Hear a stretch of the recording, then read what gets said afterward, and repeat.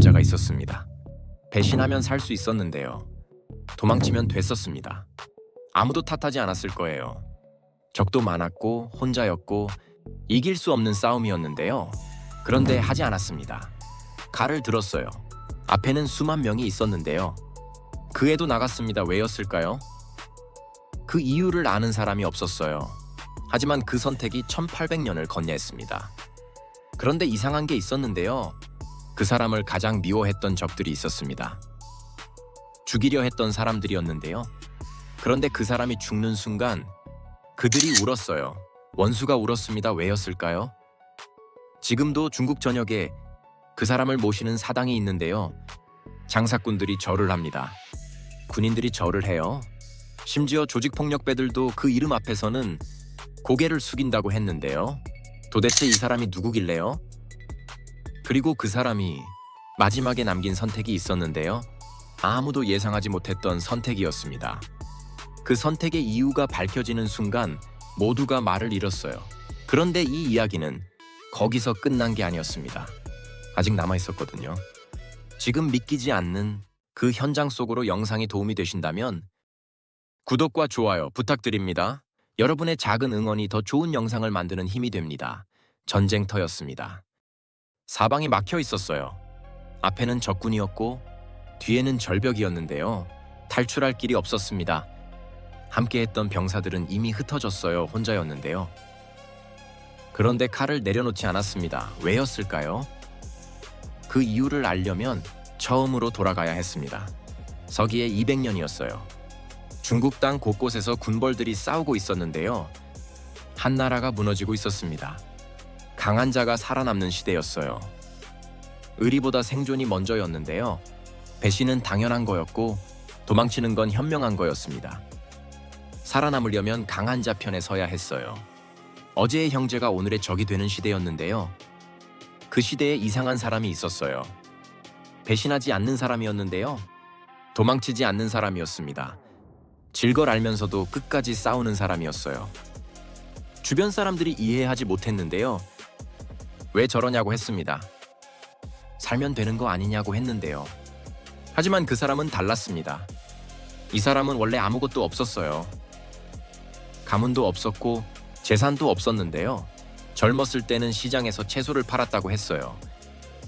아무도 주목하지 않는 사람이었는데요. 그냥 평범한 장사꾼이었습니다. 하루하루 먹고 사는 게 전부였어요. 전화 같은 건 생각하지도 않았는데요. 그런데 어느 날 한 남자를 만났어요. 유비였는데요. 역시 가진 게 없었습니다. 하지만 눈빛이 달랐어요. 한 나라를 다시 세우겠다는 꿈이 있었는데요. 말이 안 되는 꿈이었습니다. 현실적으로는 불가능했어요.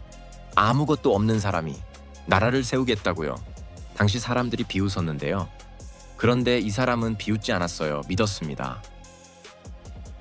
그 자리에서 의형제를 맺었어요. 도원결이었는데요. 복숭아 나무 아래서 맹세했습니다. 같은 날 태어나지는 못했지만 같은 날 죽겠다고 했어요. 나라를 위해 함께 싸우겠다고 했는데요. 셋이서 맹세했습니다. 유비 관우 장비였어요. 그게 시작이었습니다.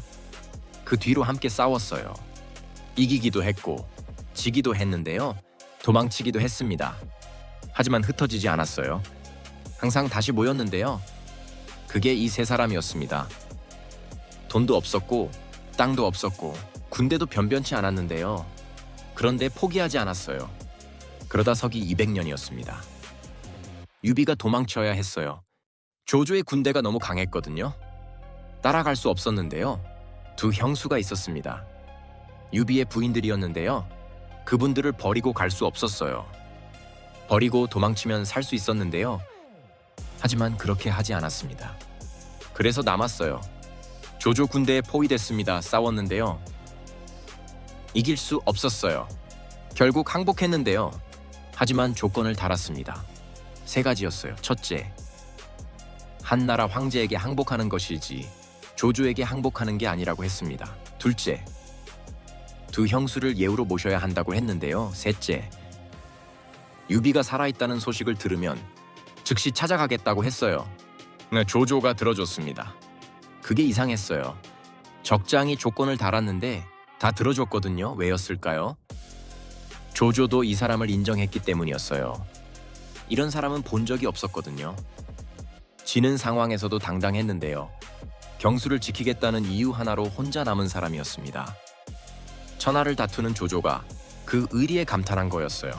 조조 밑에서 지냈습니다. 대접이 좋았는데요. 매일 잔치를 열어줬어요. 선물을 줬는데요. 사흘의 소연, 닷새의 대연이라는 말이 생겼습니다. 사흘마다 작은 잔치에 닷새마다 큰 잔치를 열어줬는데요. 명마도 줬어요. 좋은 집도 줬습니다. 하지만 마음은 열지 않았어요. 방에는 항상 유비가 준 칼이 걸려 있었는데요. 밤마다 그 칼을 받습니다. 형수들을 모시고 유비를 기다렸어요. 아무리 좋은 대접을 받아도 마음은 유비 형님한테 있었거든요. 조조 신하들이 말했는데요. 저 사람 언젠가 떠날 거라고 했습니다. 지금 처리해야 한다고 했는데요. 조조가 고개를 저었어요. 의리 있는 사람이라고 했습니다. 그게 좋다고 했는데요. 그런 사람을 해치는 건 옳지 않다고 했어요. 그리고 결국 떠나는 날이 왔습니다. 유비가 살아있다는 소식이 왔어요. 그날 바로 짐을 쌌는데요. 조조에게 찾아갔습니다. 떠나겠다고 했어요. 황금을 줬는데요. 돌려줬습니다. 비단을 줬는데요. 역시 받지 않았어요. 마지막으로 점포 한 벌을 줬는데요. 말에서 내리지 않고 창으로 받아서 걸쳤어요. 그 모습을 보며 조조가 말했습니다. 역시 관우는 관우로구나 라고 했는데요. 길을 열어줬어요. 그런데 그게 끝이 아니었습니다. 훗날 그 선택이 조조 자신의 목숨을 구하게 되는데요. 아직은 아무도 몰랐어요. 그리고 이 사람에게는 아직 아무도 모르는 이야기가 남아 있었는데요. 가장 중요한 이야기였습니다. 유비 곁으로 돌아왔습니다. 오랜만이었는데요. 형제들이 다시 모였어요. 장비도 있었습니다. 유비도 있었는데요. 셋이 다시 함께였어요. 헤어졌다. 다시 만난 거였는데요. 그 시간이 얼마나 됐는지 몰랐어요. 하지만 다시 모였습니다. 그런데 세상이 달라져 있었어요. 조조는 북쪽을 장악했습니다. 송원은 남쪽을 굳히고 있었는데요. 유비는 아직 땅이 없었어요. 기댈 곳이 없었는데요. 셋이 다시 모였지만 상황은 어려웠습니다. 그때 제갈량이 왔어요. 유비가 3번 찾아가서 데려온 사람이었는데요. 삼고초려였습니다. 2번 갔는데 없었어요. 3번째야 만났는데요. 천하 3분지계를 말했습니다. 조조, 송권, 유비가 나눠 가지는 거였는데요. 유비가 형주와 익주를 차지하면 된다고 했어요. 전략이 생겼습니다. 그리고 형주를 맡겼어요. 관우에게였는데요. 중요한 땅이었습니다. 조조와 송권 사이에 있는 땅이었는데요. 지키지 못하면 모든 게 무너지는 곳이었어요. 그래서 가장 믿을 수 있는 사람에게 맡긴 거였는데요. 관우였습니다. 형주를 지켰어요. 몇 년을 지켰는데요. 그런데 서기 219년이었습니다. 기회가 왔어요. 조조가 북쪽에서 흔들리고 있었는데요. 지금이다 싶었어요. 형주에서 북쪽으로 치고 올라가기로 했습니다. 관우가 결정했어요. 나가겠다고 했는데요. 제갈량이 남겨준 전략이 있었습니다. 북쪽을 치되 송원을 자극하지 말라고 했는데요. 동쪽을 신경 써야 한다고 했어요. 하지만 그 순간 관우는 북쪽만 봤어요. 기세가 올라 있었거든요. 군대를 이끌고 나갔습니다. 양양과 번성을 쳤는데요. 조조 군대가 막았어요. 쉽지 않았습니다. 그런데 하늘이 도왔어요. 가을비가 쏟아졌는데요. 한수가 범람했습니다. 조조 군대 진영이 물에 잠겼어요. 우금이 이끄는 7군이었는데요. 7군이 전부 물에 갇혔습니다. 관우가 배를 띄웠어요. 물 위에서 공격했는데요. 7군이 무너졌습니다. 우금이 항복했어요. 방덕은 끝까지 싸웠는데요. 결국 사로잡혔습니다. 천하가 뒤집혔어요. 관우의 이름이 천하를 울렸는데요. 조조가 말했습니다. 관우의 기세가 너무 강하다고 했어요. 수도를 옮기는 게 낫겠다고 했는데요. 천하를 호령하는 조조가 피하겠다는 거였어요. 그만큼 관우가 강했습니다. 하지만 그때였어요. 뒤에서 이상한 움직임이 감지됐는데요. 송원이었습니다. 동쪽에서 뭔가 움직이고 있었어요. 관우는 무시했는데요. 지금 이 기세로 밀어붙이면 된다고 생각했어요. 그게 실수였습니다. 그리고 그날 밤이었어요. 경주에서 연락이 끊겼습니다. 경주에서였는데요. 처음엔 일시적인 문제라고 생각했어요. 통신이 원활하지 않을 수도 있었으니까요. 하지만 하루가 지나도 연락이 없었습니다. 이틀이 지나도 없었는데요. 뭔가 잘못됐어요. 적후병을 보냈습니다. 돌아온 보고가 충격이었어요. 경주가 함락됐습니다. 송원이었는데요. 여몽이 이끄는 군대였어요. 조용히 움직였는데요. 배의 상인으로 위장했습니다. 강을 건넜는데요. 형주 수비대가 눈치채지 못했어요. 그리고 단수 맺혔습니다. 형주가 하루 만에 무너졌어요. 관우는 믿을 수 없었습니다. 몇 년을 지킨 땅이었는데요. 유비가 맡긴 땅이었습니다. 그 땅이 하루 만에 사라졌어요. 제갈량이 경고했던 바로 그거였는데요. 동쪽을 신경 써야 한다고 했었어요. 관우는 북쪽만 봤었는데요. 그게 화가 됐습니다. 군대를 돌렸어요. 경주를 되찾으러 가야 했는데요. 하지만 상황이 달라져 있었습니다. 북쪽에는 조조 군대가 있었어요. 동쪽에는 송원 군대가 있었는데요. 사방이 막혔습니다. 병사들이 독려하기 시작했어요. 경주에 가족을 둔 병사들이 많았거든요. 송원이 경주 백성들을 잘 대우한다는 소문이 퍼졌는데요. 밤마다 도망치는 경사들이 생겼어요. 하나둘씩이었는데요. 그게 점점 많아졌습니다. 막을 수 없었어요. 강제로 막으면 더 큰 혼란이 생겼거든요. 맥성으로 물러났습니다. 작은 성이었는데요. 자방이 포위됐어요. 군량도 부족했습니다. 병사도 얼마 남지 않았는데요. 원군을 요청했어요. 유비에게 연락을 보냈는데요. 하지만 답이 없었습니다. 유비는 너무 멀리 있었어요. 익주였는데요. 거기서 여기까지 오려면 시간이 너무 걸렸습니다. 그 사이에 버텨야 했는데요. 버티기 어려웠어요. 부하들이 말했습니다. 탈출하자고 했는데요. 지금이라면 포위망을 뚫을 수 있다고 했어요. 소수정계만 데리고 나가면 된다고 했는데요. 관우가 고개를 저었습니다. 성 안에 남은 병사들이 있었거든요. 다치고 지친 병사들이었는데요. 그 사람들을 두고 혼자 나갈 수 없었어요. 한 부하가 간청했습니다. 장군. 지금 나가셔야 합니다. 장군이 살아야 나중이 있습니다. 이 성은 이미 끝났어요. 관우가 말했어요. 내가 나가면 이 사람들은 어떻게 되냐고 했는데요. 부하가 대답하지 못했습니다. 그래서 남았어요. 밤이 깊었습니다. 정관이 조용했는데요. 관우는 혼자 성벽 위에 올라갔어요. 자방을 봤는데요. 불빛이 가득했습니다. 정원 군대의 횃불이었어요. 셀 수도 없었는데요. 그 순간 관우는 두렵지 않았다고 했어요. 후회도 없었다고 했는데요. 다만 한 가지가 마음에 걸렸습니다. 형님 얼굴을 다시 못 볼 것 같다는 거였어요. 유비였는데요. 도원 결의를 맺은 그날부터 함께였습니다. 그 얼굴을 다시 못 볼 것 같았어요. 그게 아쉬웠습니다. 다음 날 아침이었어요. 탈출을 결정했습니다. 남은 병사들을 이끌고 보호망을 뚫으려 했는데요. 하지만 이미 늦었어요. 자방이 완전히 막혀 있었습니다. 결국 사로잡혔어요. 송원 앞에 서게 됐는데요. 송원이 말했습니다. 항복하라고 했어요. 살려주겠다고 했는데요. 관우가 대답했어요. 내 주인은 유비 형님이라고 했는데요. 다른 주인은 없다고 했습니다. 그 자리에서였어요. 그런데 죽는 순간에 관우가 마지막으로 한 말이 있었는데요.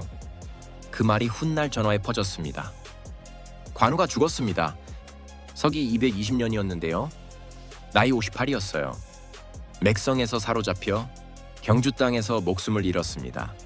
송원이 이겼어요. 경주를 차지했는데요. 관우도 잡았습니다. 원하던 걸 전부 얻었어요. 그런데 이상한 일이 벌어졌습니다. 송원 진영에서 아무도 기뻐하지 않았어요. 이겼는데도 분위기가 무거웠는데요. 장수들이 조용했습니다. 병사들도 말이 없었어요. 왜였을까요? 관우를 직접 본 사람들이었거든요. 싸웠던 사람들이었는데요. 그 기계를 알았어요. 그 의리를 봤습니다. 죽는 순간까지 고개를 숙이지 않았는데요. 그게 적이었는데도 마음에 남았어요. 송건도 마찬가지였습니다. 관우의 수급을 조조에게 보냈는데요. 골치 아픈 일을 조조에게 넘기려는 거였어요. 유비가 복수하러 오면 조조 쪽으로 화살이 향하게 하려는 계산이었는데요. 하지만 조조가 받았을 때였어요. 수급을 보며 한참을 말이 없었다고 했습니다. 그리고 제후의 예로 장사를 지내줬어요. 적이었는데요. 평생 맞서 싸운 사람이었습니다. 그런데 죽어서 제후의 예우를 받았어요. 조조가 말했습니다.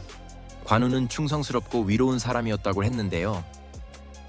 그 의리는 천하에 둘도 없다고 했어요. 적이 한 말이었습니다. 유비는 어땠을까요? 소식이 전해졌어요. 관우가 죽었다는 거였는데요. 유비가 동곡했습니다. 며칠을 밥을 먹지 못했다고 했어요. 장비도 울었는데요. 밤새 울었다고 했습니다. 도원결이었어요.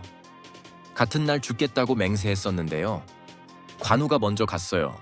그것도 혼자서요. 그런데 관우가 죽기 직전에 한 말이 있었어요. 송원이 항복을 권했을 때였는데요. 관우가 대답했습니다. 내 머리는 자를 수 있어도 내 무릎은 꿇을 수 없다고 했어요. 그 말이 퍼졌습니다. 전화예요. 적도 아군도 전부 들었는데요. 그 말 한마디가 사람들 가슴에 박혔어요. 머리는 자를 수 있어도 무릎은 꿇을 수 없다. 그게 관우였습니다. 힘이 없어서 진 게 아니었어요. 상황이 나빠서 진 게 아니었는데요. 끝까지 자기 방식대로 살다가 간 거였습니다. 그래서 적들이 울었어요. 미워했던 사람이었는데요. 죽이려 했던 사람이었습니다. 하지만 그 마지막을 보고 나서 아무도 기뻐할 수 없었어요. 진짜 강한 사람이었거든요. 칼이 강한 게 아니었습니다. 무릎을 꿇지 않는 사람이 강한 거였는데요. 그게 관우였어요. 그런데 죽고 나서였습니다. 이상한 일이 시작됐는데요. 관우가 죽고 나서 오히려 이름이 커지기 시작했어요. 살아있을 때보다 더 커졌는데요. 왜였을까요? 사람들이 기억했기 때문이었습니다. 배신하면 살 수 있었는데 안 했어요. 도망치면 되는데 안 했는데요. 무릎을 꿇으면 되는데 안 했습니다. 그 선택들이 하나씩 쌓였어요. 그리고 그 선택들이 1800년을 건넜는데요. 그런데 관우 이야기에서 아직 말씀드리지 않은 게 있습니다. 왜 장사꾼들이 관우에게 절을 하는지였는데요. 왜 조직폭력배들도 관우 앞에서 고개를 숙이는지였어요. 그 이유가 따로 있었습니다. 죽고 나서였습니다. 이상한 일이 시작됐는데요. 관우가 죽은 뒤 얼마 지나지 않아서였어요. 형주 땅 곳곳에서 사람들이 모이기 시작했습니다. 사당을 지었어요. 관우를 모시는 사당이었는데요. 처음엔 작았습니다. 형주 근처 마을이었어요. 그런데 퍼졌는데요. 다른 마을로 퍼졌습니다. 다른 도시로 퍼졌어요. 다른 나라로 퍼졌는데요. 멈추지 않았습니다. 왜였을까요? 사람들이 관우에게서 뭔가를 받기 때문이었어요. 단순한 장수가 아니었거든요. 약속을 지킨 사람이었는데요. 끝까지 의리를 버리지 않은 사람이었습니다. 힘이 있어도 함부로 쓰지 않은 사람이었어요. 그게 사람들 마음에 남았습니다. 장사꾼들이 먼저 모셨어요. 왜였을까요? 장사는 믿음이거든요. 약속을 지켜야 했습니다. 거짓말하면 안 됐는데요. 한 번 신뢰를 잃으면 끝이었어요. 그런데 관우가 딱 그랬거든요. 죽는 순간까지 약속을 지켰는데요. 그 모습이 장사꾼들한테는 신앙이 됐습니다. 관우 앞에서 맹세하면 지킨다는 거였어요. 그게 퍼졌는데요. 중국 전역에 퍼졌습니다. 군인들도 모셨어요. 싸우다 보면 무서울 때가 있거든요. 두려울 때가 있었는데요. 그때 관우를 생각했어요. 저분도 두려웠을 텐데 안 도망쳤다고요? 그게 용기가 됐습니다. 관우가 살아있는 안 두려워도 할 수 있다는 거였어요. 그리고 조직폭력배들도 모셨어요. 이상하게 보일 수 있는데요. 하지만 이유가 있었습니다. 의리 때문이었어요. 조직에서 제일 중요한 게 의리였거든요. 배신하지 않는 것, 경제를 지키는 것, 끝까지 함께하는 것, 그게 관우였는데요. 그래서 모셨습니다. 나라에서도 인정했어요. 송나라 때였는데요. 황제가 관우에게 칭호를 줬습니다. 중해공이었어요. 그런데 거기서 끝이 아니었는데요. 칭호가 계속 올라갔어요. 명나라 때는 겹천어국 충기제라고 했는데요. 정나라 때는 더 올라갔습니다. 결국 관성제군이 됐어요. 황제의 위에 있는 신이었습니다. 그런데 이상했는데요. 관우는 졌거든요. 형주를 잃었고 맥성에서 사로잡혔고 죽었어요. 역사적으로 보면 실패한 장수였는데요. 그런데 신이 됐습니다. 왜였을까요? 결과가 아니었기 때문이에요. 방식이었거든요. 어떻게 싸웠는지였는데요. 어떻게 살았는지였습니다. 어떻게 죽었는지였어요. 그게 남았어요. 이긴 사람들은 잊혔습니다. 송원도 잊혔어요. 여몽도 잊혔는데요. 형주를 차지했던 사람들이 잊혔습니다. 하지만 진 사람이 신이 됐어요. 그리고 지금도 중국 전역에 관우를 모시는 사당이 있는데요. 홍콩에도 있어요. 대만에도 있습니다. 동남아시아에도 있는데요. 한국에도 있어요. 1800년이 지났습니다. 그런데 아직도 사람들이 절을 해요. 그런데 이 이야기에 아직 한 가지가 남아 있었는데요. 관우가 죽고 나서 유비가 한 선택이었습니다. 그 선택이 결국 모든 걸 바꿨는데요. 소식이 전해졌습니다. 관우가 죽었다는 거였는데요. 유비는 그 자리에서 쓰러졌어요. 통곡했습니다. 며칠을 밥을 먹지 못했는데요. 진아들이 걱정했어요. 하지만 유비는 일어났습니다. 그리고 결정했어요. 송원을 치겠다고 했는데요. 복수였습니다. 관우의 원수를 갚겠다는 거였어요. 진아들이 말렸는데요. 제갈량도 말렸어요. 지금은 때가 아니라고 했습니다. 조조가 죽고 조비가 위나라를 세웠는데요. 진짜 적은 위나라라고 했어요.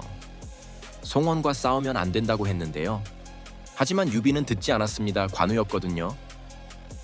같은 날 죽겠다고 맹세했었는데요. 도원결이었어요. 그 형제가 죽었는데 복수하지 않으면 살아있을 수 없었습니다. 장비도 그랬어요. 관우 소식을 듣고 밤새 울었는데요. 병사들에게 갑옷을 만들라고 했어요. 장복이었는데요. 빨리 만들라고 했습니다. 그런데 그날 밤이었어요. 장비가 죽었습니다. 부하들에게 살해당했는데요. 긴 갑옷을 빨리 만들라고 다그치다가 화가 난 부하들이 잠든 사이에 죽인 거였어요. 유비는 또 무너졌습니다. 관우에 이어 장비까지였는데요. 도원결의 세 사람 중 둘이 사라졌어요. 이제 유비 혼자였습니다. 그래서 더 나가야 했어요.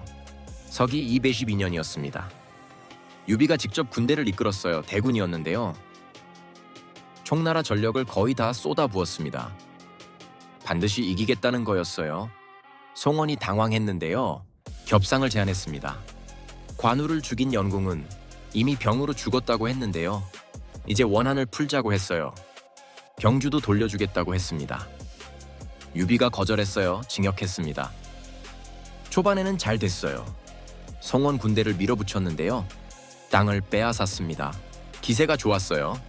그런데 문제가 생겼는데요. 여름이었습니다. 더위가 심했어요. 병사들이 지쳐갔는데요. 숲속으로 진영을 옮겼습니다. 나무 그늘 아래 쉬게 했는데요. 그게 실수였어요. 송원이 육손을 내보냈는데요. 젊은 장수였습니다. 아무도 주목하지 않았던 사람이었어요. 그런데 기다렸습니다. 유비 군대가 지칠 때까지요. 그리고 불을 질렀어요. 숲이었는데요. 나무가 가득했습니다. 불이 번졌어요. 잡시간이었는데요. 유비 진영이 불바다가 됐습니다. 일흥대전이었어요. 유비가 졌습니다. 대패였는데요. 총나라 전력 대부분을 잃었어요. 유비는 백제성으로 도망쳤는데요. 다시 일어나지 못했습니다. 그 이듬해였어요. 유비가 죽었습니다. 관우가 죽고 2년 뒤였는데요. 장비가 죽고 2년 뒤였어요. 도원결의 세 사람이 전부 사라졌습니다. 그런데 그 죽음 앞에서 유비가 마지막으로 한 말이 있었어요. 제갈량을 불렀는데요. 이렇게 말했습니다. 내 아들이 보필할 만하면 보필하고 그렇지 않으면 그대가 직접 나라를 이끌어라. 제갈량이 울었어요. 그 말이 무거웠거든요. 나라를 막힌다는 거였는데요. 믿는다는 거였습니다. 유비가 눈을 감았어요. 그리고 제갈량 혼자 남았습니다. 그런데 관우를 죽인 사람들에게 이상한 일이 생겼는데요. 그들에게 벌어진 일들이 있었거든요. 여몽이었습니다.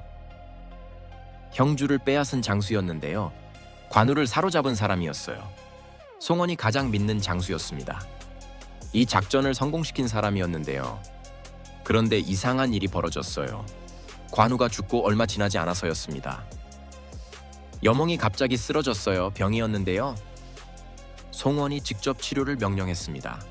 최고의 의원들이 붙었는데요. 낳지 않았어요. 그리고 죽었습니다. 나이 42이었는데요. 한창 나이였어요. 형주를 빼앗은 그 애에 죽었습니다. 사람들이 수군거렸어요. 관우의 원언이라고 했는데요. 의리를 배신한 자에게 벌이 내렸다고 했습니다. 물론 미신이었어요. 하지만 그 이야기가 퍼졌는데요. 왜였을까요? 사람들이 믿고 싶었기 때문이었습니다.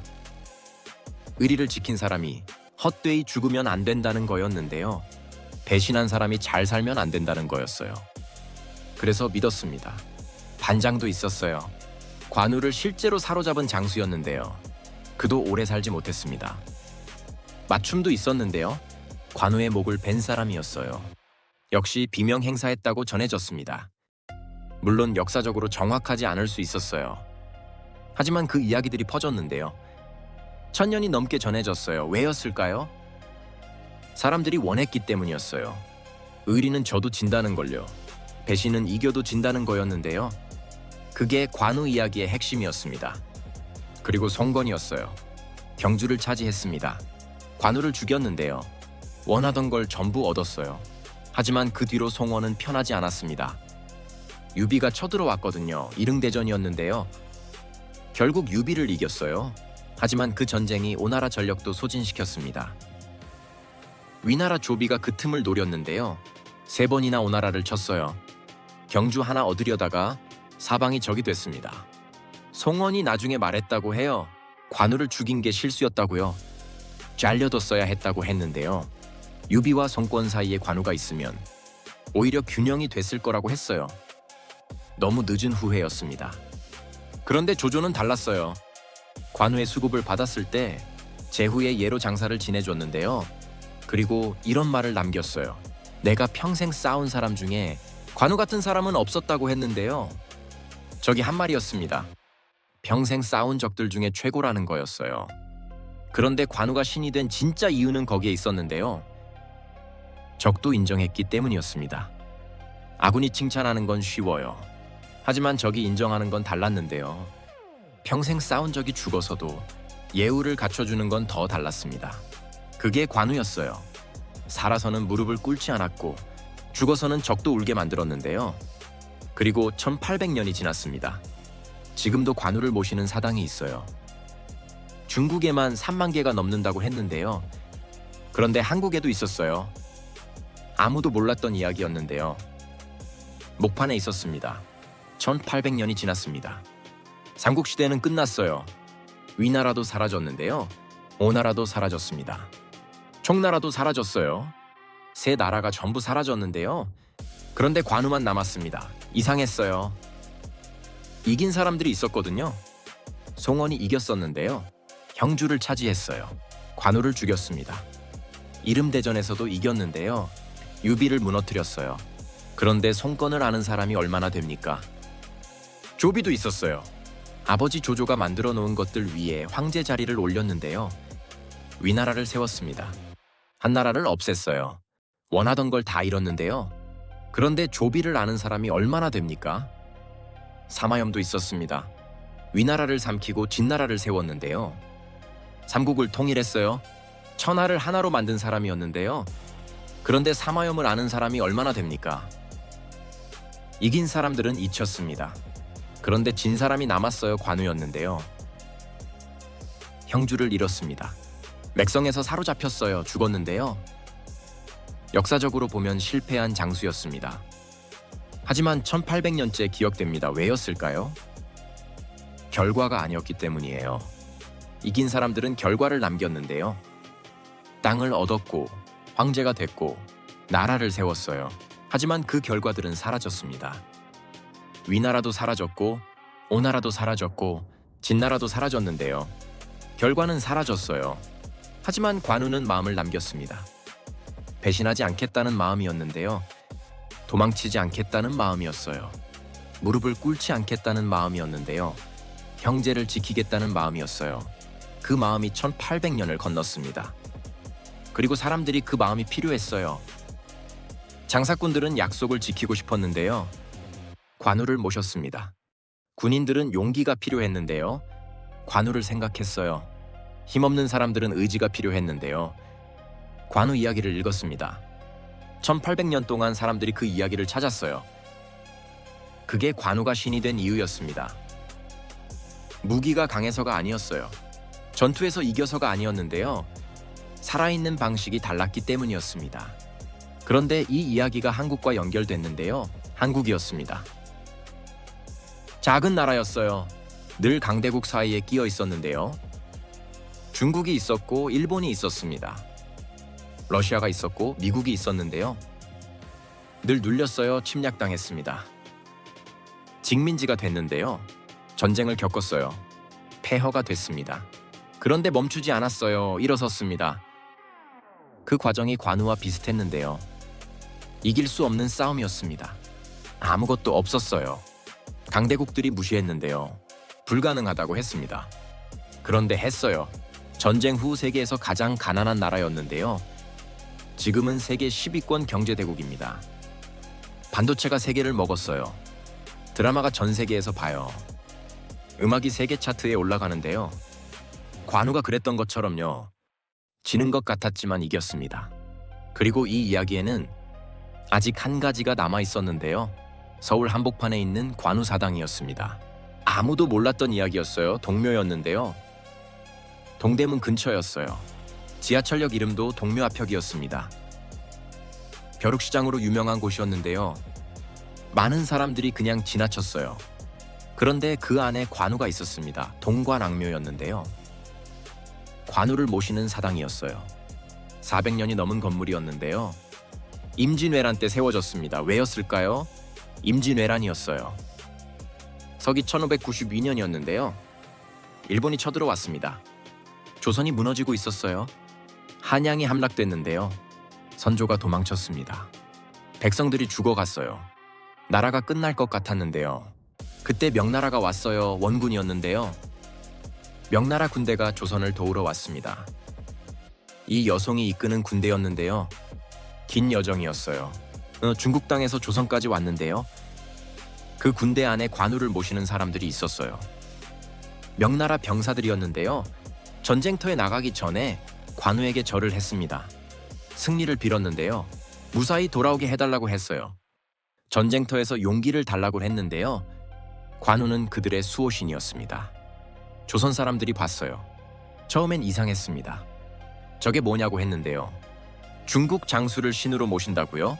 낯선 광경이었어요. 하지만 전쟁이 끝나고 나서였습니다. 명나라 군대가 이겼어요. 일본을 몰아내는데요. 조선이 살아남았습니다. 그리고 사람들이 생각했어요. 관우가 도운 거 아닐까요? 그래서 사당을 지었습니다. 명나라 황제도 도왔는데요. 동묘가 세워졌어요. 서기 1199년이었습니다. 그리고 400년이 지났는데요. 지금도 있었어요. 서울 한복판에 있는 거였는데요. 많은 사람들이 몰랐어요. 벼룩시장만 알았는데요. 그 안에 관우사당이 있었습니다. 동서남북에 관우사당이 세워졌었는데요. 조선을 지키는 수호신이 된 거였어요. 그런데 이상했습니다. 관우는 중국 사람이었거든요. 1800년 전 중국 땅에서 살았던 장수였는데요. 그런데 왜 조선에서 모셨을까요? 이유가 있었어요. 의리였습니다. 조선 사람들도 의리를 알았거든요. 배신하지 않는 것, 끝까지 지키는 것, 무릎을 꿇지 않는 것. 그게 조선이 중요하게 여기는 가치였는데요. 관우가 딱 그랬어요. 그래서 받아들였습니다. 나라가 달라도 상관없었어요.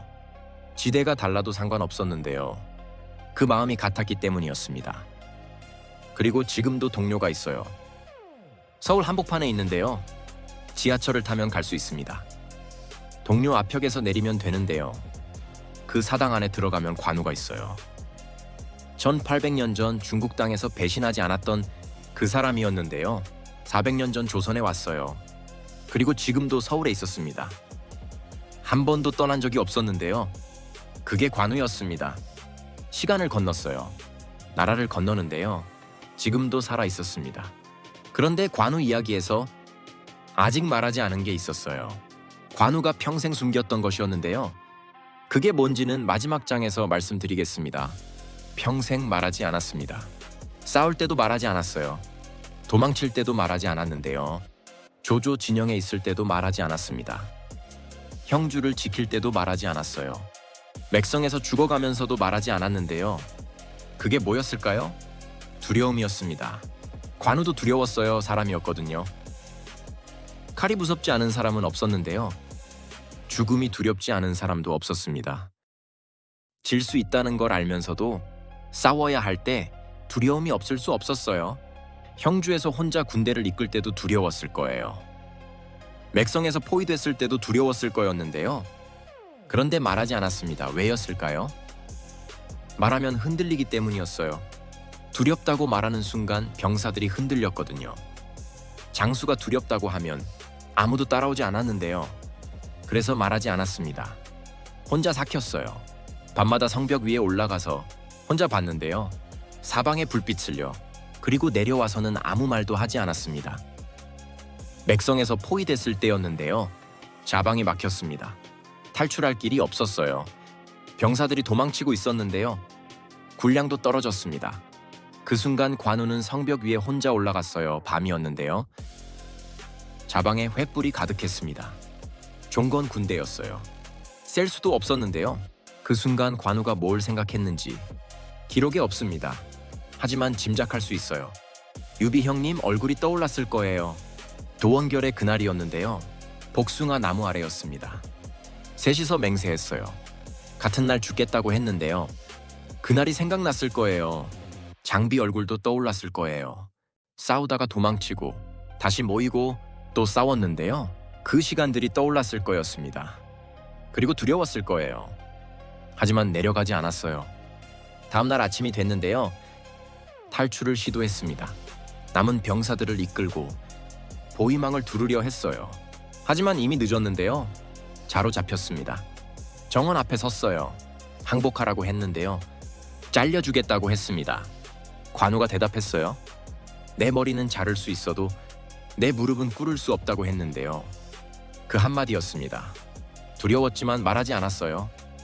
무릎을 꿇으면 살 수 있었는데요. 꿇지 않았습니다. 그게 관우였어요. 강해서가 아니었습니다. 두렵지 않아서가 아니었는데요.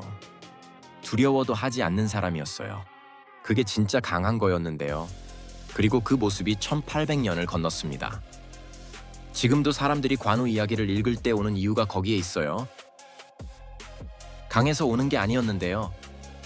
두려웠을 텐데 하지 않았다는 걸 알기 때문에 오는 거였습니다. 그게 공감이었어요. 우리도 두렵거든요. 매일이 두렵고 실패가 두렵고 포기하고 싶을 때가 있는데요. 그런데 관우는 그 순간에 하지 않았어요. 그래서 기억하는 거였습니다. 그리고 한국이 그랬어요. 일제강점기였는데요. 나라를 빼앗겼습니다. 아무것도 없었어요. 두려웠을 거예요. 포기하고 싶었을 거였는데요. 하지만 하지 않았습니다. 3.1 운동이었어요. 맨손이었는데요. 총이 없었습니다. 그냥 나갔는데요. 두려웠을 텐데 나갔습니다. 독립운동가들이 있었어요. 목숨을 걸었는데요. 배신하면 살 수 있었어요. 하지만 하지 않았습니다. 관우가 그랬던 것처럼요. 그리고 전쟁이 끝났어요. 폐허였는데요. 아무것도 없었습니다. 세계에서 가장 가난한 나라였는데요. 포기하고 싶었을 거예요. 하지만 하지 않았어요. 일어섰습니다. 공장을 세웠어요. 배를 만들었는데요. 저를 녹였습니다. 반도체를 만들었어요. 두려웠지만 하지 않는 사람들이었습니다. 그게 쌓여서 지금이 됐어요. 관우가 1800년째 기억되는 이유가 거기에 있었는데요. 한국이 세계에서 기억되는 이유도 거기에 있었습니다. 두려워도 무릎을 꿇지 않는 사람들이었거든요. 이긴 자들은 잊혔습니다. 성원도 잊혔어요. 조비도 잊혔는데요. 사마염도 잊혔습니다. 하지만 관우는 기억됩니다. 그리고 한국도 기억될 거예요. 지금 이 순간에도 계속되고 있거든요. 관우가 맥성 성벽 위에서 혼자 서 있던 그 밤처럼요. 두렵지만 내려가지 않는 사람들이 있는 한 이 이야기는 끝나지 않았습니다. 아직 남아 있었거든요. 여러분은 관우를 어떻게 보셨나요? 배신할 수 없었던 그 마음이 이해되셨나요? 댓글로 나눠주세요. 같이 이야기하고 싶습니다. 다음 영상에서는 사마의 이야기를 들려드릴 건데요. 평생 참은 남자였습니다. 아무도 이해하지 못했는데요. 70년을 기다렸어요. 그리고 결국 천하를 얻었습니다. 그런데 그 기다림이 사실 다른 이야기였어요. 관우 이야기를 다시 생각해봤습니다. 배신하면 살 수 있었는데요. 도망치면 됐었습니다. 무릎을 꿇으면 됐는데요. 그런데 하지 않았어요. 그 이야기가 1800년을 건넜습니다. 그런데 그 이야기가 지금 이 땅과 닮았어요. 한반도였는데요. 단면이 바다였습니다. 대륙과 연결된 작은 땅이었어요. 강대국들이 항상 노렸는데요. 중국이 있었고 일본이 있었습니다. 러시아가 있었고 미국이 있었는데요. 늘 눌렸어요. 고구려 때였습니다. 두 나라가 쳐들어왔어요. 100만 대군이었는데요. 작은 나라가 어떻게 막겠냐고 했습니다. 그런데 막았어요. 을지문덕이었는데요. 탈수대첩이었습니다. 100만 대군을 무너뜨렸어요. 고려 때였어요. 몽골이 쳐들어왔습니다. 당시 세계 최강이었는데요. 유럽까지 무너뜨린 군대였어요. 그런데 30년을 버텼습니다. 강화도로 물러나서 버텼는데요. 끝까지 싸웠어요. 조선 때였습니다. 임진왜란이었는데요. 일본이 쳐들어왔어요. 한양이 함락되는데요. 선조가 도망쳤습니다. 그런데 이순신이 있었어요. 12척이었는데요. 12척으로 130척을 막았습니다. 명량해전이었는데요. 항상 그랬어요. 질 것 같았는데요. 그런데 버텼습니다. 무릎을 꿇을 것 같았는데요. 그런데 꿇지 않았어요. 일제강점기였습니다. 나라를 빼앗겼는데요. 35년이었어요. 그 긴 세월 동안 포기하지 않았습니다. 독립운동가들이 있었는데요. 목숨을 걸었어요. 배신하면 살 수 있었는데요. 하지 않았습니다. 안중근이 있었어요. 이토 히로부미를 저격했는데요. 잡혔습니다. 죽는 걸 알았어요. 그런데 했는데요. 왜였을까요? 나라가 있어야 사람이 있기 때문이었어요. 나라를 위해 목숨을 버린 거였는데요. 유관순이 있었습니다. 16살이었어요. 3.1 운동이었는데요. 만세를 불렀습니다. 잡혔어요. 고문을 받았는데요. 죽었습니다. 16살이었어요. 두려웠을 거예요. 그런데 하지 않았습니다. 관우가 맥성 성벽 위에서 혼자 서 있던 것처럼요. 두려웠지만 내려가지 않았거든요. 광복이 됐습니다. 그런데 전쟁이 왔어요. 한국전쟁이었는데요. 나라가 또 무너졌습니다. 폐허가 됐어요. 아무것도 없었는데요. 세계에서 가장 가난한 나라였습니다. 그런데 멈추지 않았어요. 일어섰습니다. 공장을 세웠어요. 배를 만들었는데요. 저를 녹였습니다. 고속도로를 깔았어요. 반도체를 만들었는데요. 포기하지 않았어요. 그리고 지금이 됐습니다. 전쟁 후 가장 가난했던 나라가 세계 10위권 경제대국이 됐어요. 반도체가 세계를 먹었는데요. 드라마가 전 세계에서 봅니다. 음악이 세계 차트에 올라가는데요. 영화가 아카데미를 받았어요. 이긴 나라들이 있었습니다. 한국을 무시했던 나라들이요. 한국을 침략했던 나라들이요. 그런데 그 나라들이 지금 한국 것을 사고 있어요. 한국 음악을 듣고 한국 드라마를 보고 한국 음식을 먹습니다. 누가 이긴 겁니까? 관우가 그랬던 것처럼요. 지는 것 같았지만 이겼습니다. 무릎을 꿇을 것 같았는데요. 꿇지 않았어요. 그리고 1800년이 지났는데요. 관우는 기억됩니다. 한국도 기억될 거예요. 무릎을 꿇지 않는 나라로요. 그런데 이 이야기는 여기서 끝난 게 아니었습니다. 관우의 이야기가 지금도 이어지고 있거든요. 서울동묘에 가면 볼 수 있어요. 1800년 전 배신하지 않았던 그 사람이 지금도 서울에 있습니다. 400년째 이 땅을 지키고 있는데요. 한번 가보세요. 그리고 생각해보세요. 내가 관우였다면 어떻게 했을까를요. 배신하면 살 수 있었는데요. 도망치면 됐었는데요. 무릎을 꿇으면 됐는데요. 여러분이라면 어떻게 하셨겠어요? 댓글로 나눠주세요. 같이 이야기하고 싶습니다.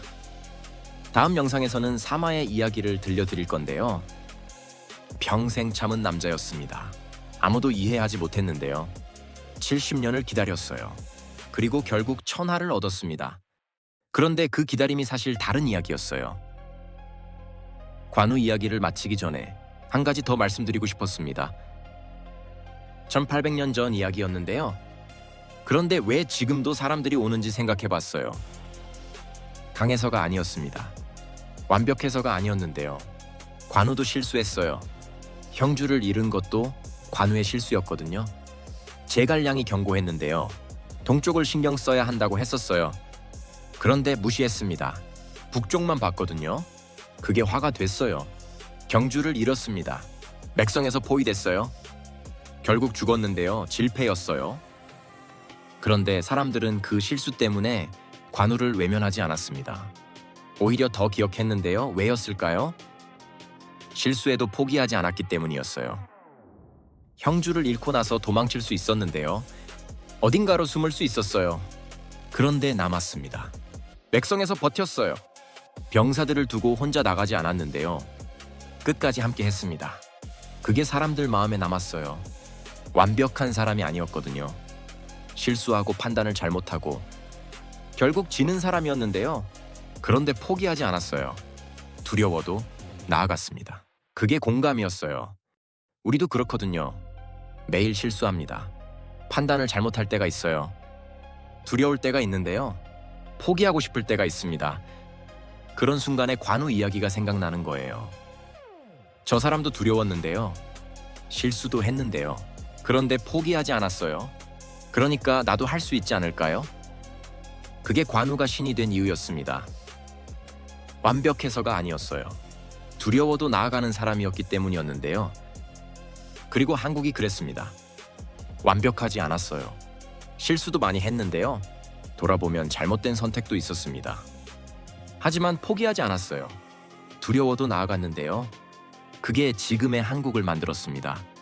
세계가 놀라는 이유가 거기에 있어요. 완벽해서가 아니었는데요. 포기하지 않았기 때문이었습니다. 두려워도 나아갔기 때문이었어요. 관우가 그랬던 것처럼요. 그리고 그 이야기는 지금 이 순간에도 계속되고 있습니다. 여러분 한 사람 한 사람이 그 이야기의 일부거든요. 두려워도 나아가는 사람이 있는 한 관우의 이야기는 끝나지 않았습니다. 그리고 한국의 이야기도 끝나지 않았어요. 아직 남아있었거든요. 여러분은 오늘 어떤 선택을 하실 건가요? 배신하면 편한 길이 있을 수 있는데요. 도망치면 쉬운 길이 있을 수 있어요. 하지만 관우처럼 나아가는 선택을 하신다면 그 선택이 언젠가 누군가의 가슴에 남을 거예요. 1800년 뒤에도요. 댓글로 나눠주세요. 오늘 여러분의 이야기를 듣고 싶습니다. 다음 영상에서는 사마의 이야기를 들려드릴 건데요. 평생 참은 남자였습니다. 아무도 이해하지 못했는데요. 70년을 기다렸어요. 그리고 결국 전화를 얻었습니다. 그런데 그 기다림에 아무도 몰랐던 비밀이 있었어요. 마지막으로 한 가지만 더 말씀드리겠습니다. 관우 이야기를 처음부터 다시 생각해봤어요. 채소를 팔던 사람이었는데요. 아무것도 없었습니다. 가문도 없었고 재산도 없었어요. 그냥 평범한 장사꾼이었는데요. 그런데 한 사람을 만났습니다. 유비였어요. 같은 날 죽겠다고 맹세했는데요. 그게 전부였습니다. 그 맹세 하나였어요. 그 맹세를 지키려고 평생 싸웠습니다. 배신하면 살 수 있었는데요. 도망치면 됐었어요. 무릎을 꿇으면 됐는데요. 하지 않았습니다. 왜였을까요? 맹세했으니까요. 그게 전부였어요. 엄청난 이유가 아니었습니다. 거창한 명분이 아니었는데요. 그냥 약속했으니까였어요. 약속을 지키는 사람이었습니다. 그리고 그게 1800년을 건넜어요. 지금 우리가 관우 이야기를 하고 있는 이유가 거기에 있습니다. 강해서가 아니에요. 잘나서가 아닌데요. 약속을 지켰기 때문이에요. 맹세를 버리지 않았기 때문이었습니다. 그런데 생각해봤어요. 우리 주변에도 관우가 있을 수 있거든요. 매일 약속을 지키는 사람이 있어요. 힘들어도 자리를 지키는 사람이 있는데요. 두려워도 나아가는 사람이 있습니다. 배신하면 편한데 하지 않는 사람이 있어요. 그 사람들이 관우입니다. 유명하지 않아도 괜찮아요. 역사책에 이름이 없어도 괜찮은데요. 1800년 뒤에 기억되지 않아도 괜찮습니다. 지금 이 순간 약속을 지키는 것, 그게 관우였어요. 그리고 한국이 그랬습니다. 역사책에 이름도 없는 사람들이었는데요. 일제강점기에 이름 없이 싸운 사람들이었어요. 전쟁 후 폐허에서 이름 없이 일어선 사람들이었는데요. 아무도 알아주지 않았지만 포기하지 않은 사람들이었습니다. 그 사람들이 지금의 한국을 만들었어요. 관우가 그랬던 것처럼요. 이름은 몰라도 됩니다. 유명하지 않아도 되는데요. 그냥 약속을 지키면 돼요. 맡은 자리에서 최선을 다하면 됩니다. 두려워도 포기하지 않으면 되는데요. 그게 관우가 우리에게 남긴 것이었어요. 1800년 전 중국 땅에서 배신하지 않았던 한 사람이었는데요. 그 사람이 지금 우리에게 말하고 있어요. 약속을 지켜라. 두려워도 나아가라. 무릎을 꿇지 마라. 그 말이 1800년을 건너왔습니다. 그리고 지금 여러분에게 닿았는데요. 어떻게 받으실 건가요? 서울 동료에 한번 가보세요. 1800년 전 그 사람이 거기 있거든요. 400년째 이 땅을 지키고 있는데요. 직접 보시면 느껴지실 거예요. 약속을 지키는 사람은 잊히지 않는다는 걸요. 그리고 그 이야기는 여기서 끝난 게 아니었습니다. 다음 영상에서 사마이를 만나실 건데요. 평생 참은 남자였습니다. 70년을 기다렸는데요. 아무도 이해하지 못했어요. 그런데 그 기다림에 아무도 몰랐던 비밀이 있었습니다. 관우가 배신하지 않은 것처럼요. 사마이는 참았어요. 그 참음이 결국 천하를 바꿨는데요. 왜 관우 이야기가 1800년이 지나도 살아있을까요? 역사에는 수많은 영웅이 있었어요. 더 강한 사람도 있었는데요. 더 많이 이긴 사람도 있었습니다. 더 넓은 땅을 차지한 사람도 있었는데요. 그런데 그 사람들은 잊혔어요. 관우만 남았습니다. 이유가 있었어요. 가깝기 때문이었는데요. 관우는 우리랑 비슷했어요. 처음엔 아무것도 없었는데요. 가문도 없었고 재산도 없었습니다. 그냥 평범한 사람이었어요. 두려움도 있었고 실수도 했는데요. 결국 지기도 했습니다. 우리랑 똑같았어요. 그런데 한 가지가 달랐는데요. 약속을 지켰습니다.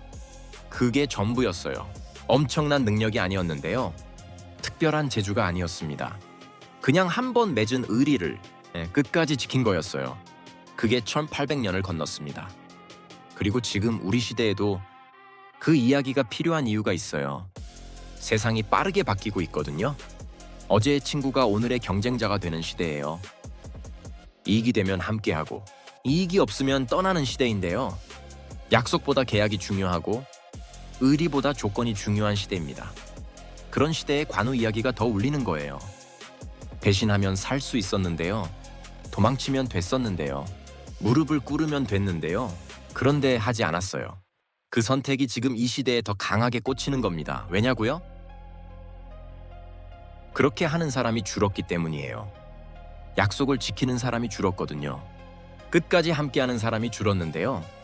두려워도 나아가는 사람이 줄었습니다. 그래서 관우 같은 사람이 더 빛나 보이는 거예요. 그리고 한국이 세계에서 주목받는 이유도 거기에 있어요. 약속을 지키는 나라였거든요. 어려워도 계약을 이행하는 나라였는데요. 위기가 와도 파트너를 버리지 않는 나라였어요. 그게 쌓여서 신뢰가 됐습니다. 그 신뢰가 지금의 한국을 만들었어요. 관우가 그랬던 것처럼요. 한 사람의 의리가 1800년을 건너했습니다. 한 나라의 신뢰가 세계를 움직이고 있는데요. 원리는 같았어요. 약속을 지키는 것이었습니다. 두려워도 나아가는 것이었는데요. 무릎을 꿇지 않는 것이었어요. 그게 관우였고 그게 한국이었습니다. 그리고 그게 여러분일 수도 있어요. 오늘 여러분이 지키는 약속이 있다면요. 두려워도 나아가는 선택을 하신다면요. 무릎을 꿇고 싶은 순간에 꿇지 않으신다면요. 그 선택이 언젠가 누군가에게 남을 거예요. 1800년 뒤에 기억되지 않아도 괜찮습니다. 지금 이 순간 한 사람에게라도 닿으면 되는 거거든요. 관우도 그랬을 거예요. 1800년 뒤에 신이 될 거라고 생각하지 않았겠죠. 그냥 약속을 지켰을 뿐이었는데요. 그게 쌓여서 1800년이 됐습니다. 여러분의 오늘도 그렇게 쌓이고 있어요. 관우 이야기는 여기서 끝났지만 여러분의 이야기는 아직 끝나지 않았습니다. 아직 남아 있었거든요. 오늘 영상 어떻게 보셨나요? 관우에게서 어떤 걸 느끼셨는지 댓글로 나눠주세요. 여러분의 이야기가 듣고 싶습니다. 다음 영상에서는 사마의 이야기를 들려드릴 건데요. 평생 참은 남자였습니다. 70년을 기다렸는데요. 아무도 이해하지 못했어요. 그런데 그 기다림에 아무도 몰랐던 비밀이 있었습니다. 관우가 끝까지 싸운 것처럼 사마이는 끝까지 참았어요. 그 참음이 결국 천하를 바꿨는데요. 아직 남아 있었거든요. 여러분은 이 장면을 보고 어떤 생각이 드셨나요? 우리가 몰랐던 무언가가 있었던 걸까요? 여러분의 생각을 댓글로 남겨주세요. 같이 이야기해보고 싶습니다.